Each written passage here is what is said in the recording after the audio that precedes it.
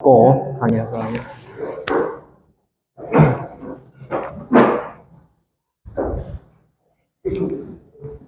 네, 반갑습니다. 지금 장마가 있어서 상당히 좀 날씨가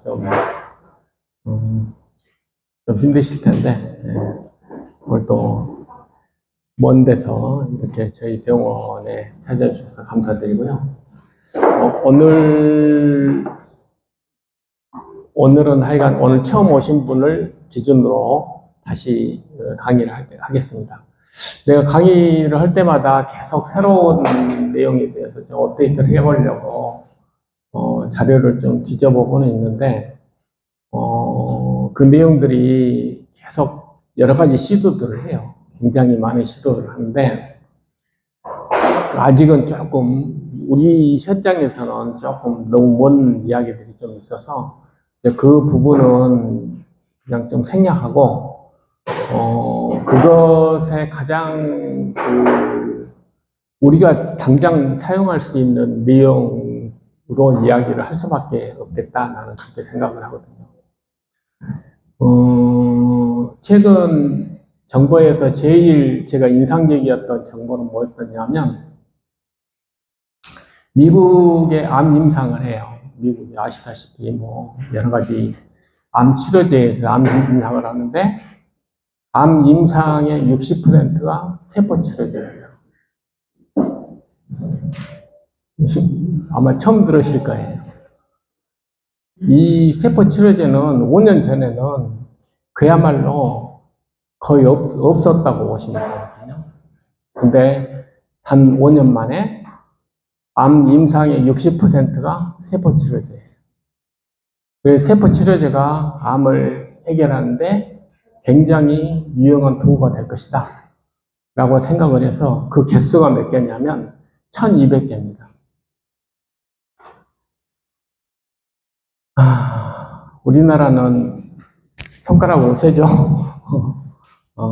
미국은 세포 치료제 예전에 사실 5년 전에 세포 치료제 한다 그러면 그게 뭐냐 그게 듣냐 안 듣냐 그 이야기 하고 있을 때 미국에서는 올해 1200개의 세포 치료제 임상을 하고 있어요. 세상은 이렇게 변하고 있습니다. 그래서 제가 말씀드리고 싶은 것은 그 변하고 있는 그 메시지를 제가 전달해 드리고 싶어서 아시다시피 알 거예요. 세포 치료제 제가 10년 전부터 했다는 거 알 겁니다. 저는 10년 전에 세포 치료제가 이렇게 될 거라는 걸 생각하고 하는 거예요. 어차피 세상은 변하거든요. 우리가 핸드폰 안 만들었다고 핸드폰이 안 만들어지는 세상이 되겠습니까? 우리가 AI 못 한다고 AI가 없어지는 세상이 되겠어요? 우리가 할 수 있는 거랑은 상관없이 이미 세상은 변하고 있다는 걸 제가 말씀드리고 싶어요. 그래서 우리가 어떻게 그 암들을 공략해 왔고 그러한 내용들이 어떤 식으로 진행되고 있는지 이 부분에 대해서 조금이나마 여러분들한테 전달해 드리고 싶고 그것이 의미하는 바를 제가 전달해 드리고 싶어요. 왜 그러냐면 그것이 약이 돼서 올 때까지는 앞으로도 굉장히 시간이 많이 걸리겠지만 그 의미를 이해한다면 충분히 일상생활에서도 여러분들이 그 의미들을 실천하면 되는 거거든요. 그렇기 때문에 더 좋은 치료제가 있으면 좋겠죠. 그렇지만 좋은 치료제 못지않게 우리가 지금 현재 우리가 할 수 있는 방법에서도 충분히 가능하다. 내가 그걸 좀 말씀드리고 싶어서 서두에 말씀드렸습니다. 오늘 이야기는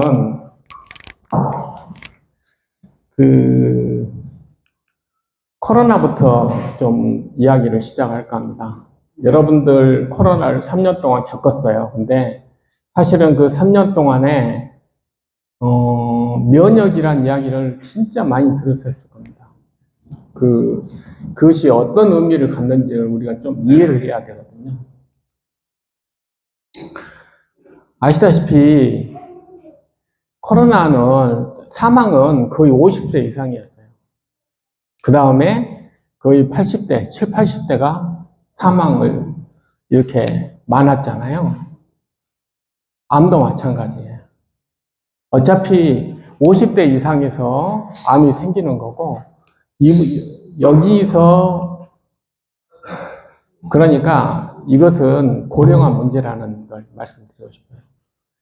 고령화가 왜 나이가 드시면 코로나에 이렇게 위험에 노출이 되는가? 뭐 면역력이 약하다고 하잖아요. 근데 여러분들 그 코로나 뭐 이야기하고 그러지만 그럼 면역력이 나이가 들어서 약했어.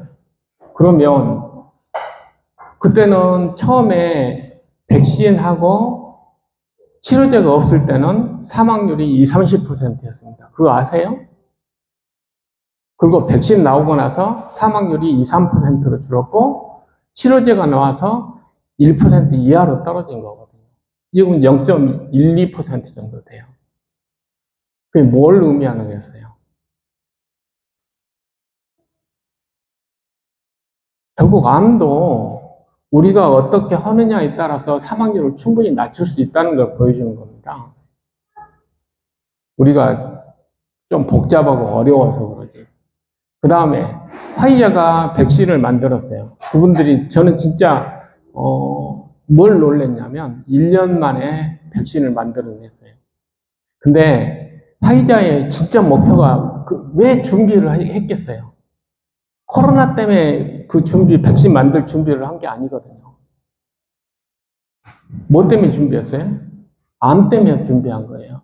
암 때문에 10여 년, 10년, 20년 전부터 그 애들은 준비를 하고 있거든요. 계속 시도를 했거든요. 암 백신 만들어야지, 암 백신. 지금도 하고 있어요. 지금 벌써 암 백신 나름대로 새로운 기법으로 암 백신을 만들었더니 좀 효과가 있더라. 그 내용도 벌써 나왔잖아요. 그러니까 실제적으로 화이자는 코로나 때문에 물론 돈을 많이 벌고 그랬지만 실제적으로 암이 목표예요. 암이. 백신 얻은 사람의 목표는 암입니다. 왜? 난이도가 좀 높거든요. 그렇지만 안 될 건 아니다. 이렇게 생각하죠. 그렇다면 나이가 들어서 우리가 암에 걸리고 그렇긴 하지만 진짜 해결하지 못할 문제냐? 이 부분에 대한 이야기예요. 코로나도 20, 30%의 사망률을 1% 이하로 낮췄잖아요. 그러면 안 될 건 아닐 수도 있겠다라는 걸 그런 메시지를 주는 거거든요. 그래서 도대체 그러면 왜 나이 든 사람만 죽어야 되냐? 도대체 뭐 때문에 그러는 거냐? 도대체 면역이 약해졌다는 게 뭐냐? 젊은 사람하고 나이 든 사람하고 면역 시스템이 틀리구나. 이제 소위 말해서 면역 시스템도 노화가 되는구나. 그것에 대한 이야기예요. 뭐 선천 면역이니 후천 면역이니 이렇게 이야기를 했지만 기본적인 개념은 뭐냐면 면역 세포 자체도 늙더라는 거예요. 면역 세포 자체도. 굉장히 중요한 이야기예요. 면역 세포도 늙어요. 그렇기 때문에 코로나를 못 잡듯이 암도 못 잡는 겁니다. 마찬가지예요. 그래서 이제 도대체 나이 든 사람하고 젊은 사람들의 면역 세포가 어떻게 틀려지나 그걸 본 거예요. 그랬더니 일을 못 하더라 이거예요. 세포가 있으면 뭐 하냐고. 일을 못 하는데. 기능이 떨어졌다고 우리가 학술적으로는 표현하지만 일을 못 하는 거예요. 그러니까 암이 있어도 옛날에 20, 30대 때는 딱딱 알아서 죽여줬는데 나이가 들어서 못 죽여준다는 거예요. 그래서 이게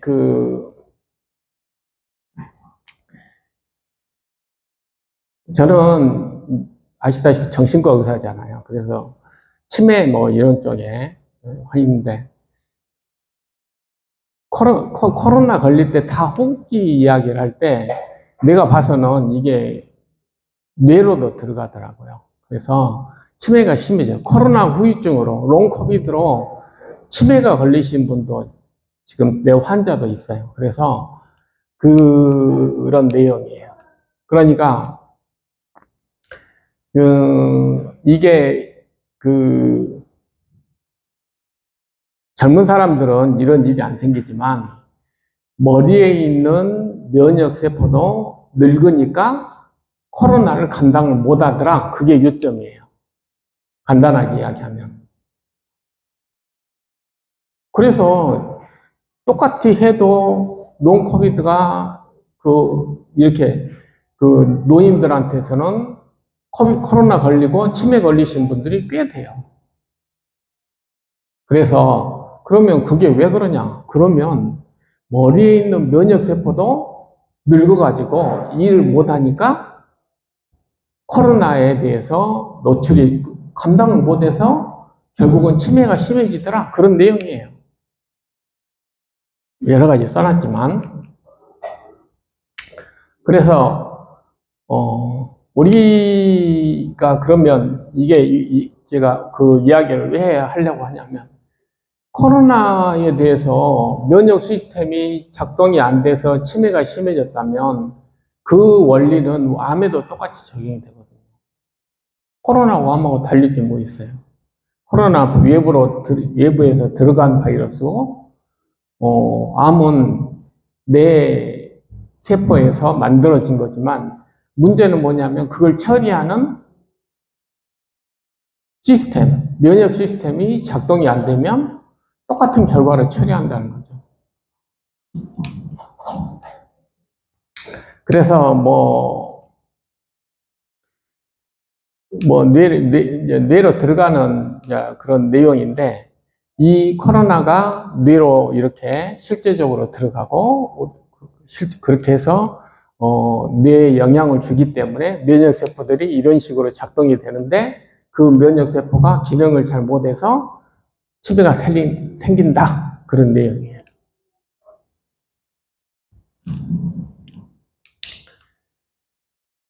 여기 이걸 롱코비드라고 하실 거예요. 왜냐하면 코로나 걸리고 나서 보통 사실 후유증이 상당히 치료를 잘 해버리면 그래도 후유증이 덜하긴 하지만 그래도 후유증이 굉장히 심해요. 어떤 심근만면, 그다음에 이 치매도 코로나 때문에 생긴 치매는 진짜 오래 가더라고요. 회복이 진짜 힘들어요. 근데 그런 롱코비드가 왜 생겼나? 이제 그것에 대해서 이제 우리가 생각을 했죠. 근데 제가 말씀드리고 싶은 것은 뭐냐면 일본이 지속적인 위험증이에요. 제가 암은 치유되지 않는 상처다. 내가 그런 말씀을 한 적이 있는데 이 만성염증이 아주 암을 이해하는 중요한 포인트 중에 하나거든요. 근데 이 지속적인 염증이 롱코비드의 원인의 1번이에요. 그 다음에 자가면역이라고 해요. 이게 뭐냐면 자가면이 왜 생기냐면 내 세포하고 잘못된 세포하고 구분을 해야 되거든요. 그 훈련을 어디서 받냐면 흉선에서 받아요. 흉선에서 받는데 그게 이제 나이가 들었어. 기능을 안 해. 그러니까 나하고 저거 구별을 못 하는 거예요. 이게 자가면역만 해당이 되겠어요? 암에도 똑같이 적용이 되는 거예요. 암도 잘못 만들어진 세포는 매일 생긴단 말이에요. 500개에서 2000개, 3000개 이런 식으로 생기는데 처리를 못해. 왜? 그것이 잘 만들었는지 못 만들었는지를 모르면 결국 암 되는 것과 마찬가지로 이 면역 시스템이 기능이 떨어지게 되면 품질을 계속 우리는 세포를 만들어내는데 그 품질을 구별하지 못한다는 거죠. 그래서 가장 이것이 결국은 뭘 의미하는 거냐면 우리 면역 시스템도 노화가 돼서 기능이 떨어지고 있구나. 그걸 보여주는 거예요. 이것은 제일 마지막에 또 하나 잠깐 언급하자면, 이것은 이제 분자적인 거니까 중요한 이야기, 여기서는 좀 그렇게 요 여기 제일 마지막 장 미생물의 균형 이상에 대해서 또 나왔어요.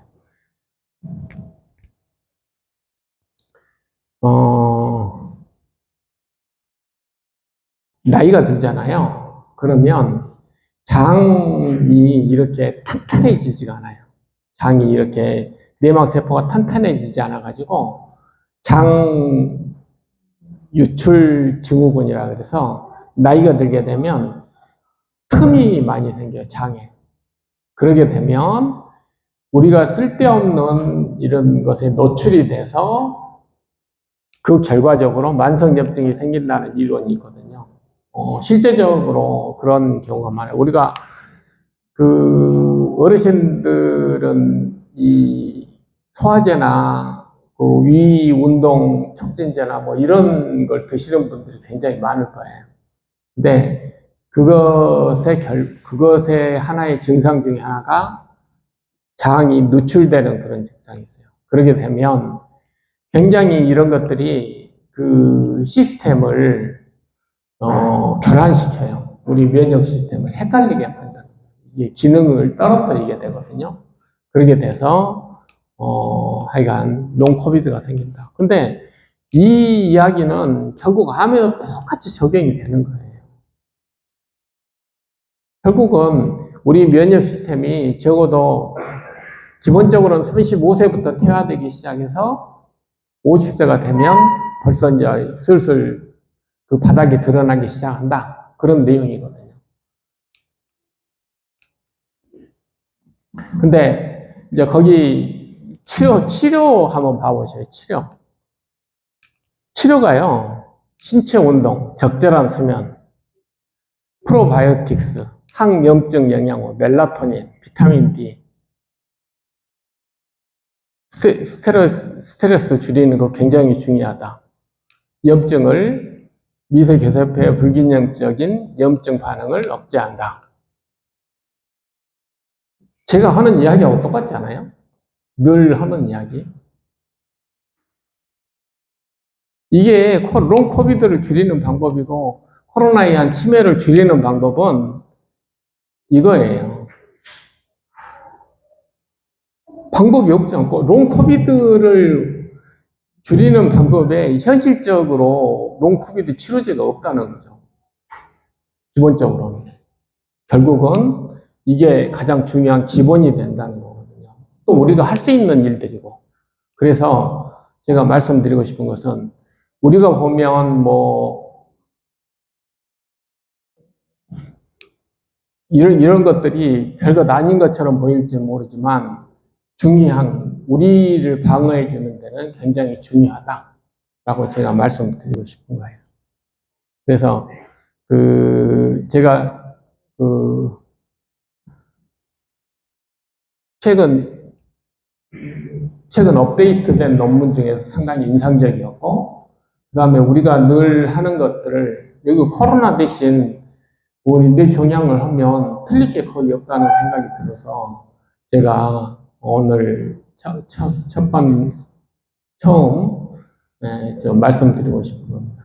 그래서 우리가 코로나를 잘 극복했듯이 경향도 우리가 잘 해낼 수 있을 것이다 라고 생각을 합니다.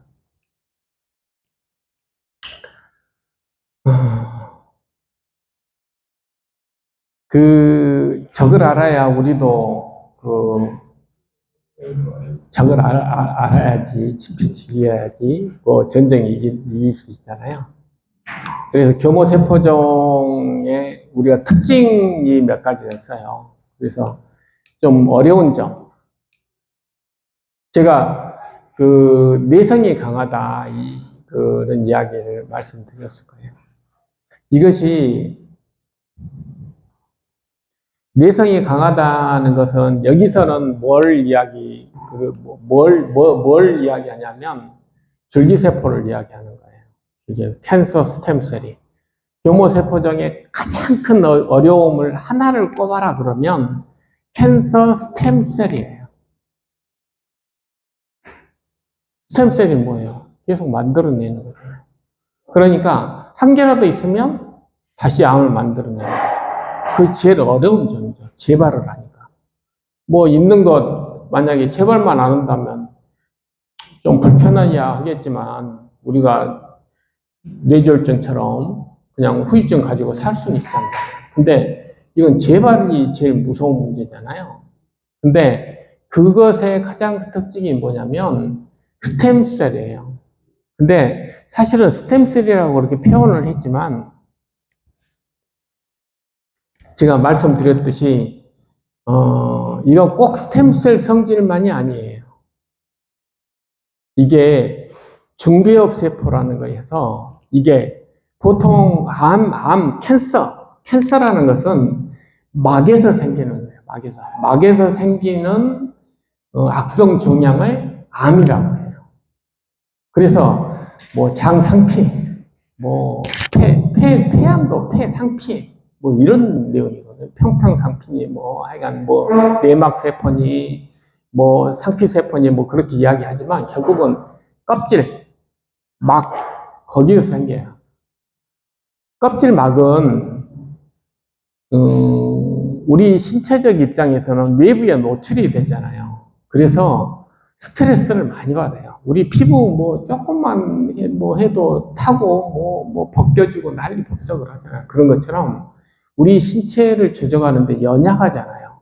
근데 그런 것들이 계속 노출이 되기 때문에 굉장히 그 위험에 노출이 돼요. 그래서 여러 가지 유전자적으로 건드려지게 되면 그게 종양이 된다는 이야기인데, 교모세포종에서 말씀하는 교정이라는 것은 뭐냐면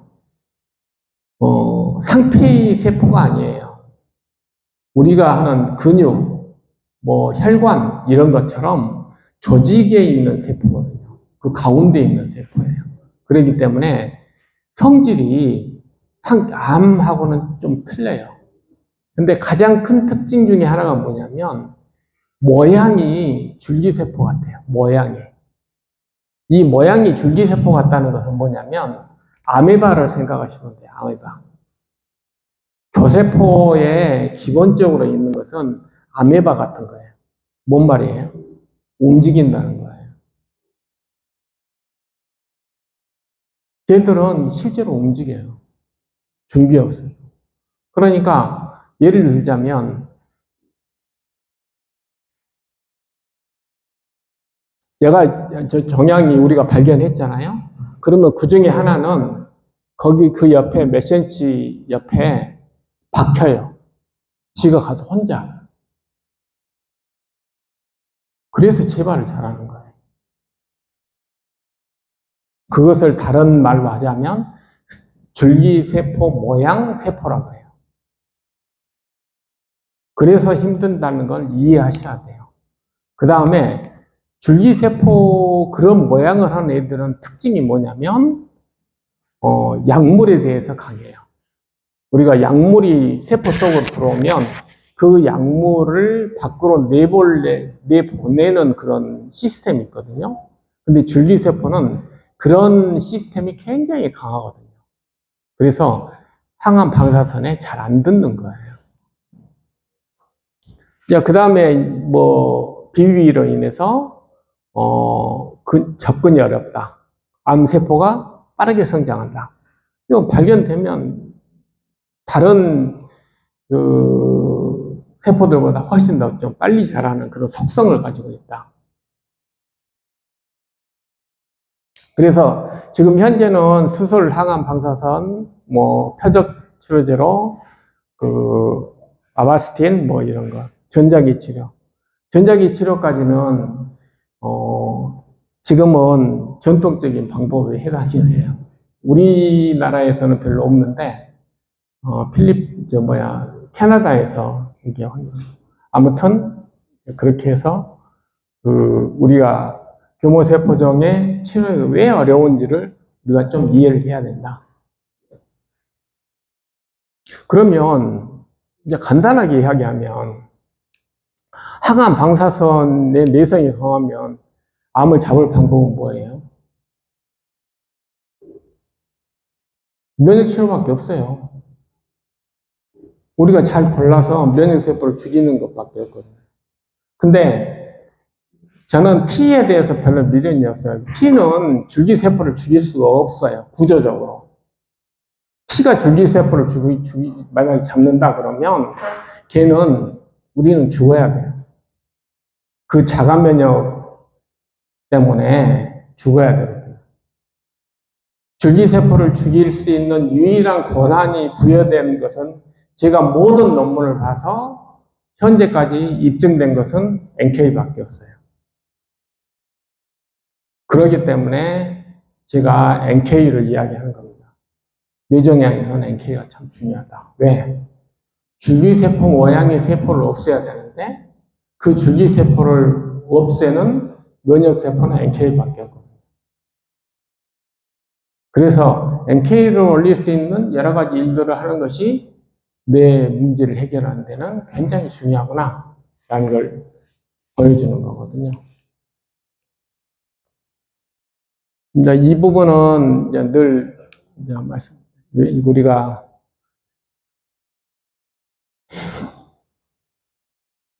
우리는 면역치료 이외에 내가 봐서는 대안이 별로 없어요. 물론 지금 여러 가지 나노 입자를 해가지고 뭐 거기 뇌에다 집어넣자. 아니 그렇게 잘 들으면 다른 육종도 잘 들어야죠. 육종도 안 듣거든요. 그 다음에 뇌에다가 그 강한 항암제를 넣어가지고 도대체 뇌가 견딜 수 있겠어요? 저는 하여간 별로 지금 화이자에서 만든 나노 입자 속에다가 그런 나노에다가 뭐 그냥 항암제 넣어가지고 하면 좋지 않을까? 그래 차라리 저는 거기다 건강식품 넣었으면 좋겠다는 생각은 드는데 왜냐하면 독성은 덜 하잖아요. 좀 우리 마음대로 뭐 죽이지는 않겠지만 그래도 독성이 없으면 훨씬 더 좀 시간이 걸리겠지만 못 없앨 것도 아니거든요. 그런 관점에서 하여간 그렇습니다. 그래서 면역이 굉장히 좀 우습게 생각이 들지는 모르겠어요. 근데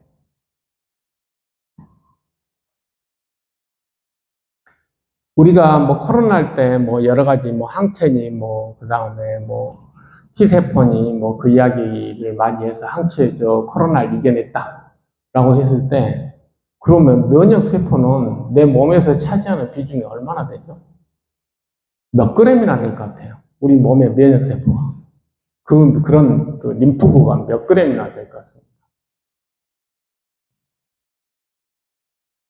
우리 박테리아 바이러스를 없앤단 말이에요. 림프구가 얼마나? 이만큼 있을까요? 이만큼 있습니다, 이만큼. 이만큼의 세포가 코로나를 이겨내게 하는 거예요.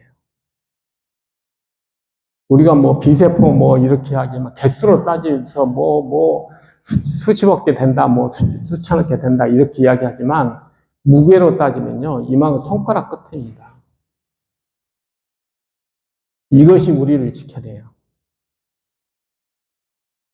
그렇기 때문에 계산해보면 나와요. 여러분 피곤 사오면 림프 개수 나오거든요. 림프 개수가 나오면 그것의 20배가 우리 몸에 퍼져 있는 거예요. 그러면 계산 나오거든요. 계산해보니까 이 정도 되더라고요. 그러니까 우리 몸에 대해서 우리가 조금 더 좀 잘 이해를 하면 좀 더 좋은 전략이 나올 수 있지 않겠어요? 그래서 이 숫자가 별것 아닌 것처럼 보이지만 그것이 우리를 지켜내는 데는 굉장히 왜? 얘가 한번 지키면 없애는 데는 1시간이면 돼요. 수술도 아닌데 1시간 만에 암세포 없애는 현장들이 목격되잖아요. 인지만 되면, 인식만, 아, 얘를 없애야지. 우리 면역 시스템이, 아, 이렇게 생긴 애는 없애야지. 라고 생각하면, 없애는 건 1시간이 없어요. 그렇다면, 우리가 그런 것들, 그런 특성을 잘 이해를 해서, 우리가 그 기회를 많이 가지면 되지 않겠어요? 그래서,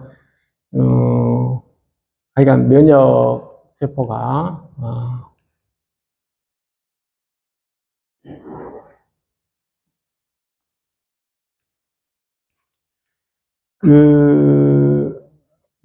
우리가 피검사 하게 돼서, 항암 치료를 하게 되면 백혈구가 떨어진다 그러잖아요. 그 백혈구의, 70% 정도는, 과립구라는 거예요. 과립구. 생기는 게 이렇게 생겼어요. 왜? 요 속에가 이렇게 과립이 들어있다는 거거든요. 이게 뭐냐면 폭탄이라고 생각하시면 돼요. 폭탄을 갖다가 떨어뜨리고 자기는 죽는 거예요. 처병이에요. 그냥 처병. 그때도 말씀드렸지만 수명은 하루를 못 간다. 그러니까 암하고는 별 상관이 없어요. 사실은 이게 력은 너무 많으면 암 치료에 별로 도움이 안 돼요. 우리가 주목하는 건 아까 말씀드렸듯이 림프구라는 거고, 이 림프구가 일을 잘해야 하는데 얘들은 수명이 길어요. 우선 2주. 이 중에 일부는 평생 가기도 하고, 아무튼 기본적으로 2주인데 요즘에 이제 기본 NK 같은 경우에 보통 한 2주 산다고 해요. 2주. 그래서 옛날에 우리가 면역세포 주사 맞을 때, 임문수에 갈 때 2주를 이야기한 게 수명이 2주여서 그래요. 기본 처음에 했을 때. 근데 실제적으로 요즘에는 어떻게 생각을 하냐면 2주보다 훨씬 더 오래 갈 수도 있어요. 적응 NK라 그래가지고 여기를 갈 때 좀 훈련을 시켜요. 얘들한테. 우리 몸에서도 마찬가지예요. 약간 훈련을 시키면 얘들은 한 달 이상을 가더라. 그런 내용이 있어요.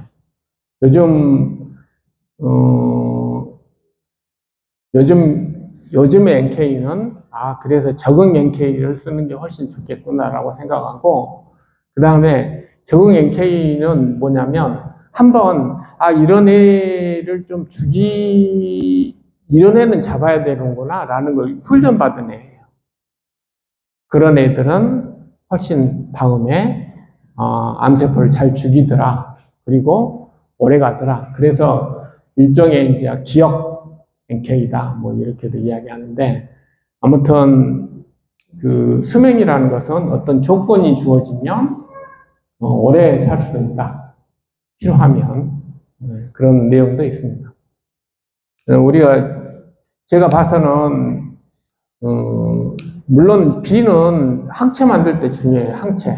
코로나 때 항체 만드는 때는 B라는 림프가 중요한데, 얘들은 다음에 B라는 애들이 B 세포가 항체를 만드는 애들이거든요. 그러니까 우리는 NK가 중요하다 그렇게 생각하시면 되겠습니다.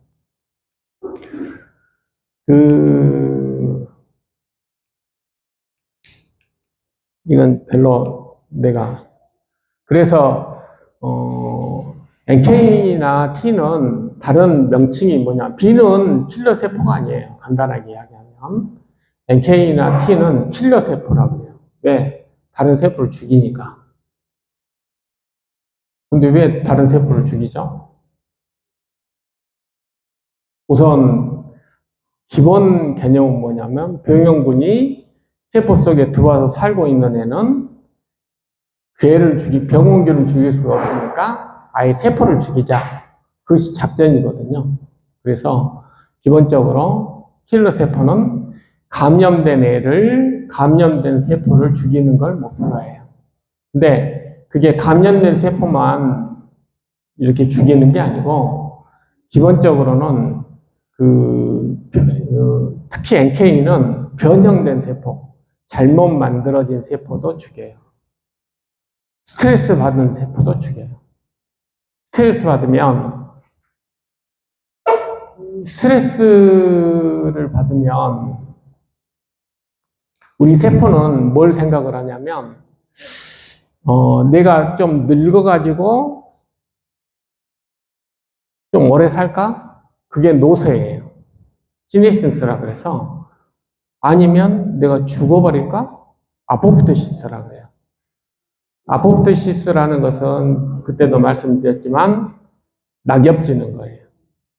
내 유기체를 위해서 내가 죽어주는 게 내 유기체를 하는데 도움이 된다. 그래서 우리가 장 수명이 5년이라 그랬죠. 5일이라 그랬잖아요. 그 5일 동안 죽는 방법이 뭐냐면 아포프토시스라는 방법으로 죽어요. 그러면 염증을 일으키지 않고 조용히 사라지는 거거든요. 그러니까 내가 스트레스 받으면 세포는 선택을 해야 돼요. 아, 내가 죽을까? 아니면 좀 뭔가 해가지고 좀 더 오래 살까? 좀 더 오래 사는 게 노쇠예요. 간단하게 이야기하면. 나이가 들어서 계속 우리가 스트레스가 누적이 되니까 노쇠세포가 축적이 되고 그것 때문에 노화가 되는 거거든요. 아무튼 그렇게 변형된 세포를 이렇게 제거하는 것도 NK라고 알고 있고 지금 NK밖에 없죠. 아무튼 이제 그래요. 그래서 도대체 뇌가 도대체 면역 시스템하고 관계가 있나? 이런 생각을 옛날에는 안 했어요. 이게 아까 제가 줄기세포니 뭐 줄기세포 모양이니 뭐 이렇게 이야기했을 거예요. 이게 얼마나 뇌가 독특한 조직이냐면 보통 다른 사람 피부를 이식한다거나 그러면 거부 반응이 있잖아요. 다 들어보셨을 거예요. 내 피부를 다른 사람한테 주면은 그 바로 썩잖아요. 근데 뇌는 안 썩어요. 내 뇌를 다른 사람한테 줬는데 뇌가 안 썩는 거야. 그래서 이게 뇌에는 면역 세포가 없다 이렇게 생각했어요.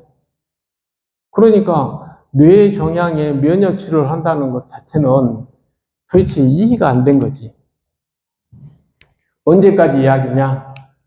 2010년도까지 이야기해요. 나도 학교 다닐 때 그렇게 배웠으니까. 근데 실제로 그렇지 않다 하는 것을 보여준 사람이 누구예요? 카터예요, 카터. 카터가 흑색종인데 머리로 가가지고 히트로라는 약을 썼더니 뇌종이 없어졌단 말이에요. 그건 알다시피 T세포라는 얘가 일 잘하게끔 해주는 거거든요. 뇌가 면역세포가 없는 게 아니구나. 얼마 되지 않았어요. 그걸 입증해 준 사람이 아주 강력하게 보이죠. 아직도 안 돌아가셨잖아요. 흑색종 사기인데, 흑색종 피부암이 뇌에 전이된 사람인데, 심지어 뇌에 있는 뇌 종양이 없어졌잖아요. 여기서 퀴즈. 왜 카터는 뇌 종양이 없어졌는데, 우리는 안 없어지지?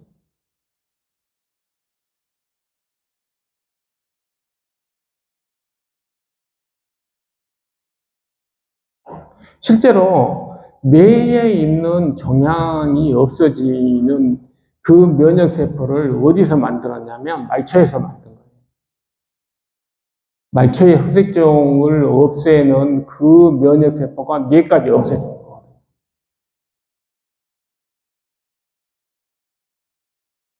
우리는 실제로 뇌 종양을 없애는 말초암이 없어요. 전이가 없잖아요. 그래서 그것을 인식하는, 그 뇌 종양을 인식하는 T를 잘 못 만들어내는 거예요. 차이점은 그거예요. 우리가 그걸 잘 이해하고 그걸 잘 만든다면 충분히 가능성이 있다라고 생각할 수가 있는 거죠. 그래서 실제적으로 카터는 뇌 종양이 아니고 흑색종을 없애는 거예요. 성질이 좀 틀려서 그래요.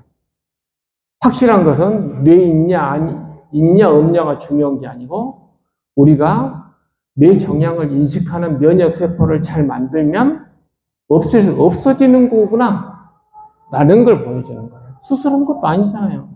같은 머리 수술 안 했거든요. 그러니까 여기서 보여주는 건 우리가 어떻게든지 간에 뇌 종양을 인식하는 시스템을 잘 만들어준다면 안 없어지는 건 아니구나. 뇌에 있다 그래서 뇌에 있는 것이 중요한 게 아니구나. 단지 그런 면역세포를 만들어서 넣어주는 것이 쉽지 않구나는 걸 보여주는 거예요. 성질이 약간 틀려서 그래요. 흑색종은 상피세포잖아요. 캔서잖아요. 암이. 우리는 기본적으로 캔서가 아니에요. 육종이에요. 육종. 그래서 잘 못 찾아내요. 이게 그 단서를 찾기가 쉽지가 않아요. 우리 면역세포가. 그래서 그렇긴 하지만 안 되는 건 아니라는 걸 보여주는 거예요. 그래서 뇌에 종양이 있냐 없냐가 중요한 게 아니다라는 건 확실하게 보여줬죠. 그래서 그렇다면 이 면역세포를 잘 그렇게 인식하게끔 하는 여러 가지 시도들을 지금 하고 있어요. 그래서 아까 말씀드렸듯이 1300개의 치료가 진행이 되고 있어요. 임상이 진행되고 있어요.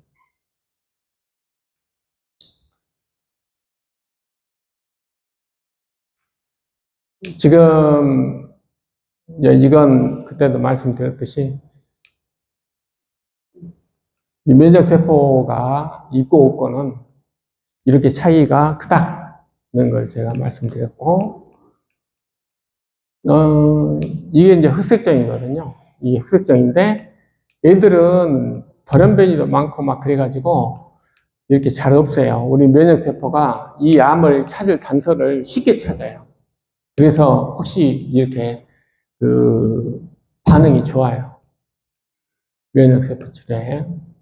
그래서 여기 보면은 아까 그 흑색종에 박혀 있는 면역세포가 그 TIL 종양에 박혀 있는 튜머 인필트레이트 림프구라는 거거든요. 거기에는 뭐 T도 있고 뭐 NK도 있겠지만 아무튼 그렇게 했더니 반응률이 75%였어요. 뭐 이게 그 키트로다 같은 약인데 아무튼 뭐 반응률이 굉장히 틀리죠. 제가 우리가 이제 여기에 세포 치료예요. 지금 여러분들이 맡고 있는 세포 치료가 여기에 해당이 되거든요. 조금 미흡하죠. 조금 미흡해요. 이것을 기능을 좀 더 올리고 그러면 훨씬 더 효과가 있을 것이다 라고 생각하죠.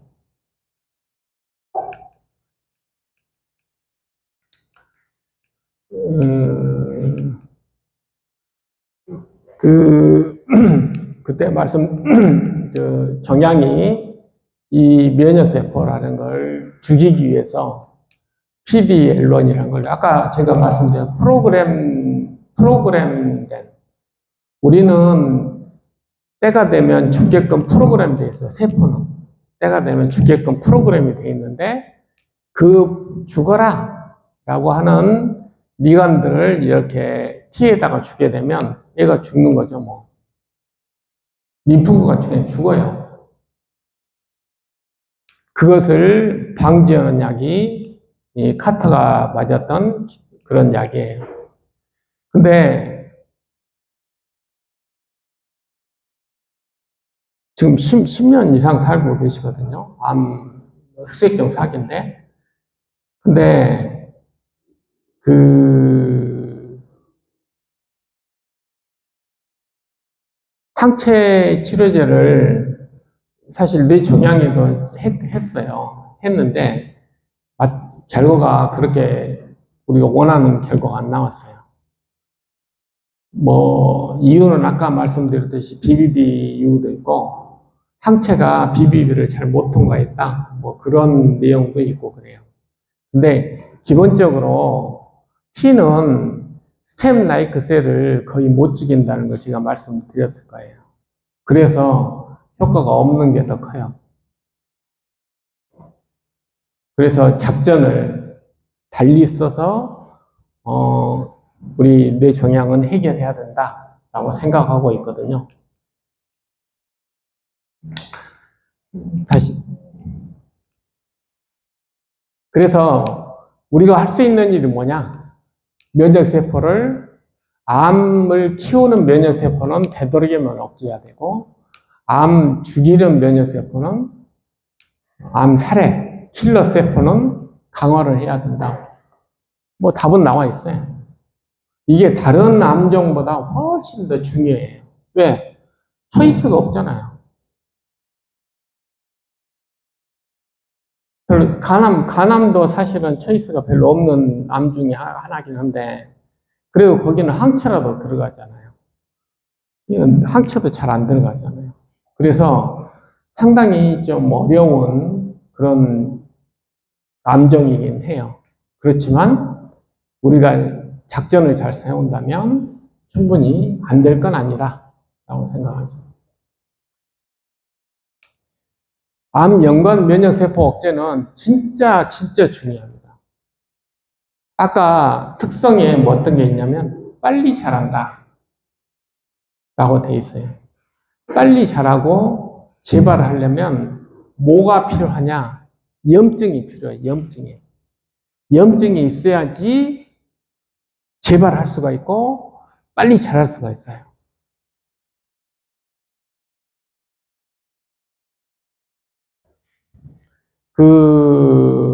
우리 이순신 장군이 민진왜란 때 만약에 이순신 장군이 수로를 못 막았으면 어떻게 되죠?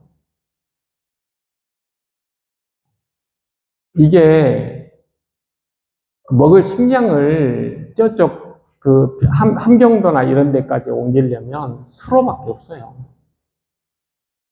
근데 그걸 틀어 막아서 얘들이 보급로를 막았잖아요. 보급로를.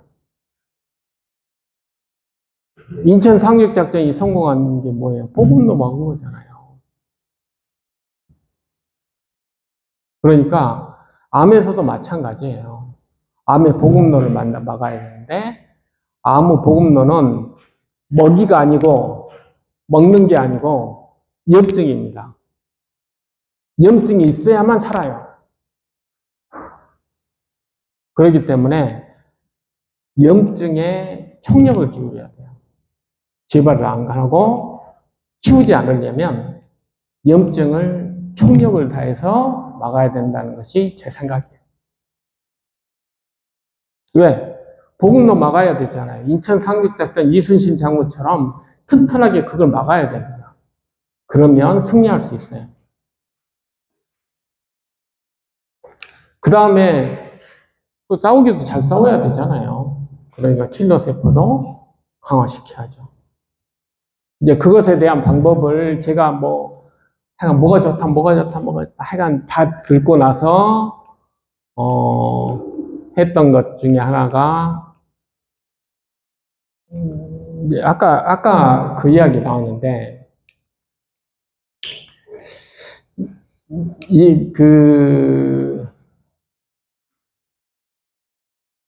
항암제를 주는 것보다는 암세포를 조금이라도 더 괴롭히려면 이런 것들이 중요하거든요. HIF 이런 것들이 중요한데 이게 제일 단점이 뭐냐면 BBB 통과를 잘 못하잖아요. 그래서 가장 BBB 통과할 때 그나마 가장 유리하다고 생각하는 게 리포점이에요. 나노예요, 나노. 나노거든요. 그래서 지금 논문에, 정향 논문에 한 40%는, 40%는 항체고, 나머지 한 40%, 50%가 나노예요. 나노 연구를 하고 있고. 여기다가 어떻게든 이제 항암제 넣어서 좀 이제 보내보자. 뭐. 근데 제가 봐서는 건강식품에는 이런 것들이 있거든요. 그래서 사실은 내가 좀 만들었어요. 레베스테롤이나 뭐 이런 것들 해서 하게 되면 뇌 종양에는 그래도 조금 이제 좀 도움이 되지 않을까? BBB 그래도 통과하는 방법 중에 하나가 나노 기술이거든요. 그래서 다른 건 모르겠고 뇌종양 분들은 나노 건강식품을 좀 드시면 좋겠다고 하는 것이 제 생각이에요. 그 다음에 셀레늄은 말씀드렸지만 스테로이드를 대신할 수 있는, 스테로이드는 우리가 뇌부종하면 뭐 스테로이드 막 먹잖아요. 근데 그것이 뭐냐면 림프구를 억제하는 거거든요. 근데 우리는 림프구가 필요하잖아요. 한결도 아쉬운 사람이잖아요. 그래서 림프구를 죽이지 않고 위험증을 줄이는 방법을 연구를 해야 되는데 저는 대안으로 셀레늄을 생각한 거예요. 셀레늄은 제가 셀레늄을 처음에 우리 병원에서 와서 독일에서 와서 우리가 설명을 하는데 제가 제일 왜 셀레늄을 선택했었냐면 이번에 코로나 때 사이토카인 폭풍 신드롬이란 말 들었을 거예요. 그게 뭐냐면 염증 물질이 몽땅 나오는 거예요. 그리고 죽잖아요. 코로나가 들어와서 염증 물질 내는 건 좋아. 근데 많이 나오니까 어떻게 했어요? 사람이 죽잖아요. 조절 장애가 있거든요. 나이가 들면 적당하게 한 5나 우리가 쉽게 말해 혈압도 높아도 병, 낮아도 병이잖아요. 적당한 혈압이 중요한데 몽땅 혈압으로 따지면 200 이상 막 이렇게 혈압을 올리니 내가 죽잖아요. 그걸 폐혈증이라고 하는데 폐혈증에 잘 듣더라고요. 폐혈증. 실제로 진짜 잘 들어요. 그래서 셀레늄을 내가 써봐야 되겠구나라고 생각을 한 거예요. 내가 써보니까 역시 잘 들어요. 왜냐하면 항생제는 결국 어쨌든 항생제를 쓰는 것도 박테리아를 죽이긴 하지만 면역 체계가 있어야지 하는데, 그러니까 우리가 생각하는 정상적 면역 체계를 건드리지 않고 염증을 줄이는 중요한 수단이 되더라고요. 그래서 제가 셀레늄을 처음에 사용했다. 그걸 말씀드렸더니 셀레늄을 좀 썼더니 실제로 좋아졌다는 그런 보고도 있어요. 그래서 셀레늄 이게 좋아지는 이유가 뭐겠어요? 결국은 적어도 뭐 암세포를 다 죽이진 않았겠지만 암세포가 아까 말씀드렸잖아요. 시작과 성장하는데 가장 중요한 요소가 염증인데 그걸 잡아주니까 당연히 우리한테 이익을 주는 거거든요. 그런 관점에서 셀레늄은 하다. 그리고 실제적으로 해봤더니 하여간 여러 가지 이유로 암세포를 죽이기도 하더라. 그런 보고까지도 있어요. 그 다음에 아까 코로나 대책할 때 두 가지 나왔죠. 비타민 D 나오잖아요. 비타민 D. 비타민 D는 비타민 아니에요. 비타민은 기본적으로는 효소에 작용하는 거예요. 효소에 작용하는 건데 이 비타민 D는 효소에 작용하는 게 아니에요. 얘는 세포 핵에 바로 들어가서 유전자를 변형시키는 애들이거든요. 옛날에는 몰랐죠.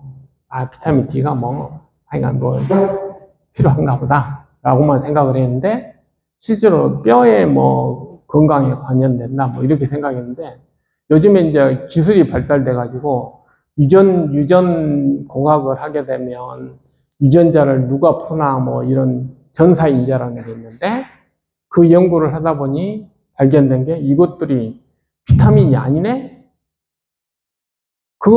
비타민인 D가 비타민이 아닌 걸 안 게 그것도 한 10년밖에 안 돼요.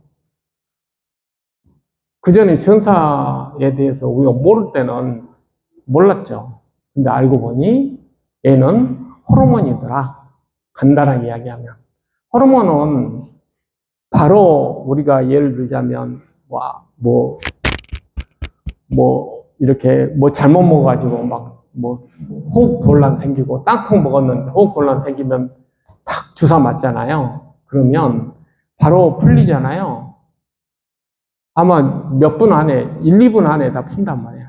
그게 뭐냐면 걔들이 들어가서 여기 폐에 있는 세포 속에 유전자를 풀어가지고 유전자에 300개 이상을 풀어가지고 단백질을 만들어내서 그 단백질이 그걸 없애는 거예요. 근데 그 속도를 보세요. 얼마나 빠른지. 바로 좋아지잖아요. 주사 맞으면 금방 좋아지잖아요. 얼마나 강력해요. 그러잖아요. 목숨을 살리잖아요. 호르몬은 강력해요. 간단하게 이야기하면. 비타민 D는 호르몬입니다. 그래서 애들이 푸는 유전자가 어떤 유전자를 푸느냐 그랬더니 면역이 너무 과도하지 않게 잘 조절해주는 호르몬이더라. 그런 내용이에요. 그 다음에 저는 NK를 해서 꼭 그렇게 이야기하는 게 아니고 아무튼 뇌종양을 해결하는 건 NK밖에 없다고 저는 생각하는 사람 중에 하나니까 원료를 강조하지 않을 수 없어요. 왜 그러냐면 일단은 열이 있으면 열은 스트레스잖아요. 스트레스에 가장 민감한 게 NK예요. 그래서 열을 충분히 이용을 해야 되겠다라고 생각을 해요.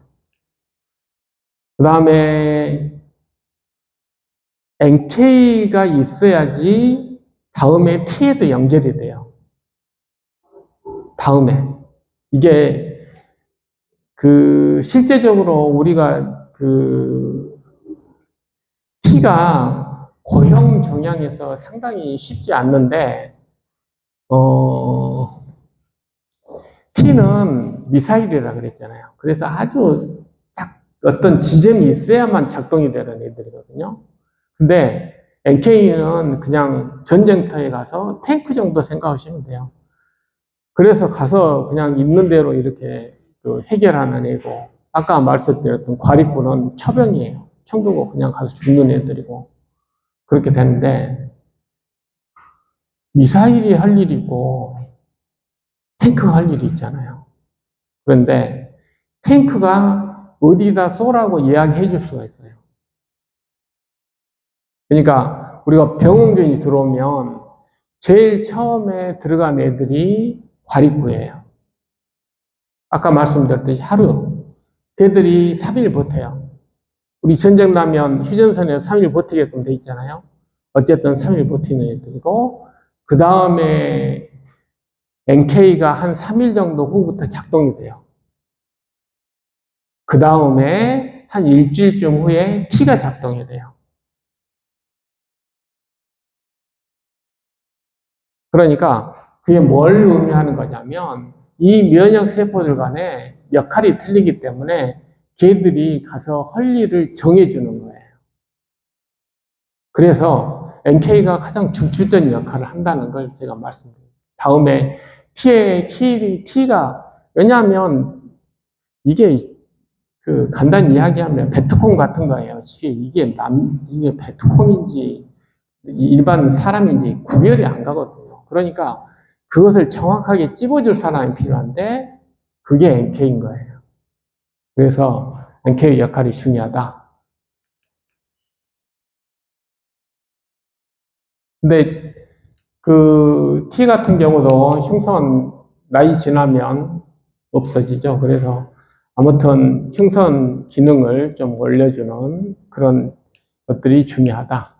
그 다음에 미슬토도 마찬가지예요. 미슬토는 우리가 뭐 다려 먹잖아요. 뭐 어디 좋다 그러면 다려 먹는데, 다려 먹을 때 제일 단점이 뭐냐면 장에서 해석해가지고 사용해요. 해석. 이게 약이 될 수도 있고 안 될 수도 있어요. 우리 장 포지션에 따라서. 그래서 아예 그냥 속에다 넣어주는 그런 걸 하게 되면 훨씬 더 유리하다. 뭐 그런 내용입니다. 그래서 저는 미슬토도 여기 보면 폴리사카라이드가 NK 활성화를 촉진하거든요. 그러니까 미슬토도 잘 이용했으면 좋겠다라고 생각하고 있고, 그 다음에 일종의 이중 단백질이죠. 왜냐하면 샷갓 조개, 뭐 혈액이니까 이중 단백질인데, 그게 주게 되면 하여간 재밌는 내용이잖아요. 여기 보면 항체치료제를 만들었는데 항체치료제보다 요 보조제라고 하죠. 보조제가 왜 중요하냐면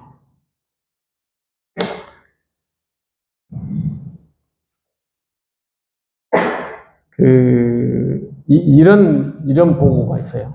코로나 백신을 만들었는데, 코로나가 백신 할 때 예전에 코로나 백신하고 틀린 점이 있어요. 그게 뭐였냐면, 옛날에 보통 미국 FDA나 할 때는 나이가 든 사람은 백신 임상에 참가를 못하게 돼 있어요. 근데 아시다시피 나이 든 사람이 다 코로나 다 죽었잖아요. 그래서 그 규정이 처음 풀린 게 뭐냐면 화이자 백신. 그러니까 미국에 우리가 독감 그러면 노인들이 죽지 젊은 사람은 독감 걸렸다고 죽지는 않잖아요. 그러면 그러니까 쉽게 말하면 노인용 백신이 있어요. 노인용 독감 백신이 있는데 우리나라는 없지만 미국에는 그게 FDA 승인이 된 게 있는데, 그러면 노인용 백신을 뭐가 틀리냐? 일반 젊은 사람 독감 백신하고 노인용 백신하고 뭐가 틀리냐? 일단 노인은 뭐가 적인지를 모르니까 항원이 한 5배쯤 돼야 돼요. 4배에서 5배가 들어요. 그러니까 우리가 이가 백신 이번에 했는데 거기 백신은 사가 백신이야. 기본이 사가 백신이고, 그 다음에 두 번째 노인 백신을 만드는 방법 중에 하나가 보조제예요. 그러니까 4배의 정도의 백신의 약가를 올릴 수 있는 보조제를 찾는 거예요. 그 두 가지가 승인이 돼 있거든요. 미국에는. 근데 그게 뭘 의미하는 거냐면, 암을 이렇게 생각을 해보면 보조제가 그렇게 중요하구나라는 걸 알 수가 있는데, 이 보조제, 그때 화이자가 임상 일상을 1000번을 해서 1000가지를 했어, 1000가지를. 그게 뭐냐면, 노인들 잘 죽잖아요. 그러니까 도대체 보조제를 뭘 써야 될지 모르는 거예요. 도대체 얼마를 해야 되지? 용량을 얼마나 항원을 넣어야 되지? 해본 적이 없거든요. 그래서 임상 일상을 1000번을 했어요. 그걸 미국 FDA에서 승인해주고, 왜? 코로나 잡아야 되잖아요. 그래서 모든 룰이 다 무너지고, 다 없애고, 무조건 만들어라. 임상 일상을 1000번을 허용해주는 역사가 없습니다. 그렇게 해서 가장 적절한 보조제가 뭐냐, 그걸 찾은 거예요. 그래, 보조제가 중요하거든요. 왜? 이게 들어가서 항체를 안 만들어버리면 소용이 없잖아요. 그냥 우리가 하는 것은 그냥 단백질 덩어리인데, 단백질 덩어리 놓아줬다고 뭐 항체 만들고 이런 게 아니거든요. 그냥 단백질을 들어왔으니까 없애버리면 끝나는 경우가 많아요. 그렇기 때문에 단백질 녹여버리면 되잖아요. 근데 아까 이야기했듯이 항체를 만들어야 되면 그때 보조제를 잘 넣어줘야지 면역 시스템이 작동이 돼요. 그래서 그 항체 치료제하고 했더니 항체 치료제를 받은 사람이 20.4개월을 살았는데 여기 그 KLH 한 사람이 21.1개월이 됐어요. 그래서 이 임상이 실패했어요. 보조제보다 못해가지고 항체 치료제가. 그러니까 여기서 말하는 것은 뭐냐면 제가 뭘 말씀드렸냐면 물론 특이적인 것도 중요하지만 더 중요한 것은 내 시스템이 더 중요하다는 거예요. 내 시스템이 살아있으면 그 특이성을 극복할 수도 있다. 이걸 보여주는 겁니다.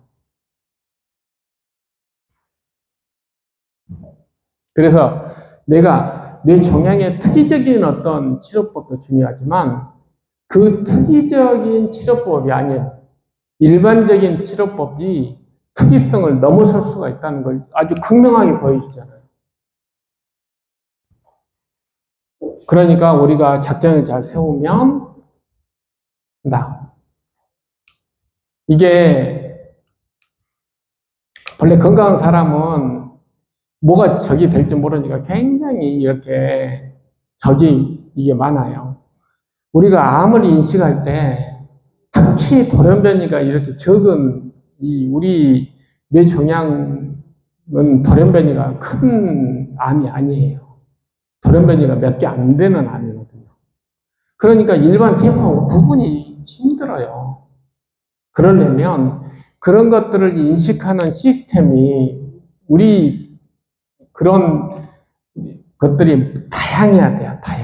다양해야지 이렇게 생긴 놈들이 좀 없어져야 될 놈들이구나 이렇게 인식을 하게 되는데 만성염증이 생기면 이렇게 돼요. 가지수가 없어져요. 그러면 이게 뭐가 적인지 그걸 구별하기가 쉽지 않은 거예요. 그래서 다시 말씀드리지만 염증을 잡는 것이 1번이에요. 그래야지 이게 이렇게 넓어지거든요. 나이가 든 사람도 이렇게 돼요. 그 다음에 나이 든 사람은 대부분 염증 상태거든요. 실제로 우리가 피검사 해보면 염증 수치가 다 올라가 있어요. 그래서 그런 사람들은 그러니까 코로나 걸리면 사망하는 거예요.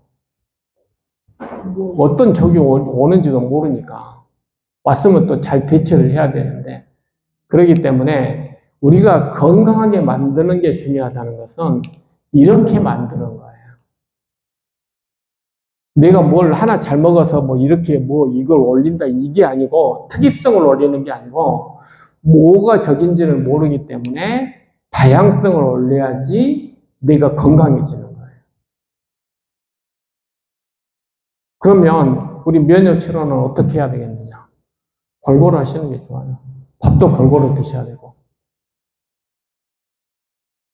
이게 돌연변이가 아주 독특하면 이미 치료제 나왔을 거예요. 이게 우리는 그렇게 지금 돌연변이가 보통 한 5개 이상 되어야지 암이 된다고 생각하거든요. 근데 이 뇌종양은 2-3개만 있으면 암이 되는 것 같아요. 그래서 찾기가 쉽지가 않아요. 이 정상세포하고 암세포를 구분하기가 쉽지가 않아서 그걸 잘 구분하려면 훨씬 더 다양성을 많이 확보를 해야 돼요.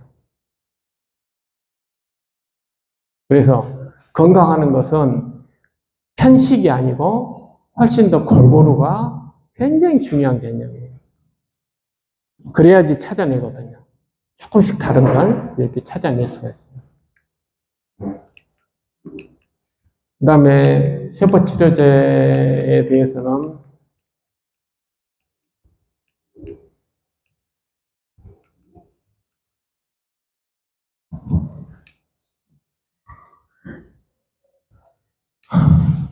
요 재발 교모세포종인데 14명을 했어요. 그래서 24일을 했더니 중앙 OS가 22.5개월이에요. 그래서 14명 중에 5명은 2년 이상 했다. 이게 재발하면 아시다시피 사망이 굉장히 치사율이 높잖아요. 근데 아무튼 이걸 해서 충분히 2년 이상 할 수 있다. 이걸 보여준 레포트거든요. 그래서 저는 앞으로 이런 것들이 조금 더 업데이트 되면 훨씬 더 잘 될 것이다. 이렇게 생각하고 있고요. 장 면역은 아까 말씀드렸던 레퍼토리 공급이 굉장히 중요해요. 그래서 그 다양하게 만드는데 장도 굉장히 중요하거든요. 그래서 그 유산균을 드시더라도 골고루 가지수를 많이 드시는 게 많이가 아니고 골고루가 훨씬 더 중요한 개념이라는 걸 말씀드리고 싶습니다. 그리고 운동, 이건 어떻게 보면 공짜잖아요. 예. 그러니까 옛날에는 통계적으로 운동을 하면 오래 살더라. 이것도 통계배인데 요즘에는 보고가 어떻게 나오냐면 운동을 하게 되면 어떤 단백질이 나와가지고 그 단백질이 면역 시스템에 어떻게 작용하더라. 그런 논문들이 나와요. 최근 2, 3년에 이제 그런 논문들이 나와요. 그러니까 우리가 분자를 더 잘 알게 되고 분자를 이렇게 추적할 수 있고 이런 것들이 되다 보니까 이제는 통계로 운동은 잘하는 사람들이 더 훨씬 좋더라 이게 아니에요. 이렇게 했더니 어떤 분자가 나와서 이 분자가 우리 면역 T, NK 이런 데 어떻게 작용을 해서 애들이 일을 잘하더라. 그런 레포트가 나오는 거예요. 그러니까 운동은 여러분들이 하실 수 있는 가장 쉽고 좋은, 굉장히 중요한 그 내용이다. 그걸 다시 한번 말씀드리고 싶습니다.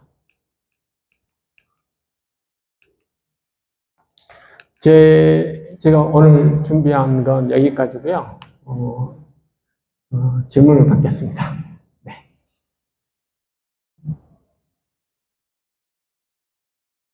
네.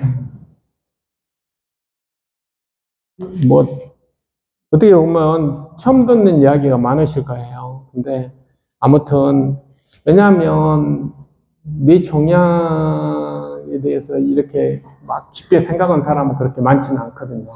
그래서 아무튼 제가 말씀드리고 싶은 것은 적을 알아야 된다. 적을 알고 우리가 전략을 잘 짜야 되고 그 전략을 잘 짜는데 키워드 있잖아요. 그건 다시 말씀드리지만 다양성을 내가 잘 확보를 해서 우리 면역 시스템들이 기능을 잘하게끔 해주는 게 최선의 전략이다. 그걸 다시 한번 말씀드리고 싶습니다. 예, 질문이, 예.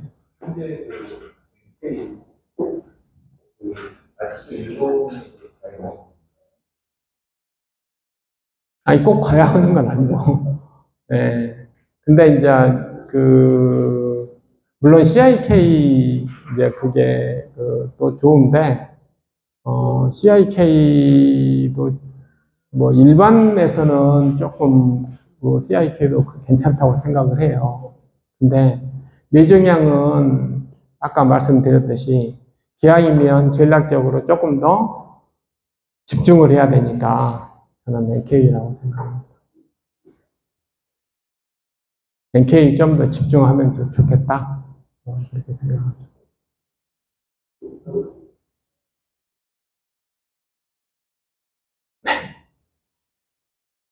뭐 다른 질문이 없으시면 하여간 여러분들을 대신해서 제가 계속 정보를 탐색하고 또 좋은 전략을 만들 수 있도록 제가 더 많이 노력하겠습니다. 감사합니다.